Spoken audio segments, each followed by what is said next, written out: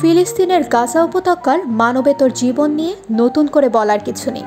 প্রতি মুহূর্তে প্রাণ বাঁচানোর লড়াই করছেন যুদ্ধবিধ্বস্ত ভূখণ্ডটির বাসিন্দারা।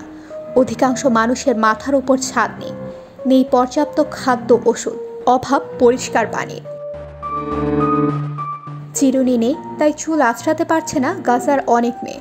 গাজার মেয়েদের সামনে সংকট শুধু চিরুনি না থাকা নয়, সেখানে সাবান, শ্যাম্পু, স্যানিটারি পণ্য বা বাড়িঘর পরিষ্কার রাখার উপাদান কিছু নেই বললেই চলে। বর্জ্য ব্যবস্থাপনা ও পয় পরিশোধনের ব্যবস্থাও পুরোপুরি ভেঙে পড়েছে গাজায়।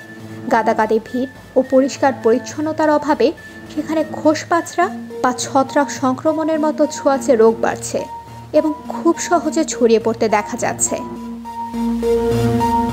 গাজার চিকিৎসকেরা চিকিৎসা সেবা চালিয়ে যাওয়ার চেষ্টা করলেও সেখানে ওষুধ এখনও দুষ্প্রাপ্য হয়ে গেছে। পুড়ে যাওয়া ক্ষতের চিকিৎসায় সাধারণ ওয়েনমেন্টের একটি টিউবের দাম সেখানে এখন 100 শেকেল বা 6187 টাকা। ইসরায়েলি সেনারা মিশর সীমান্তবর্তী রাফা ক্রসিংয়ের নিয়ন্ত্রণ নেওয়ার পর গাজায় আন্তর্জাতিক ত্রাণ প্রবেশ নাটকীয় রকম কমে গেছে।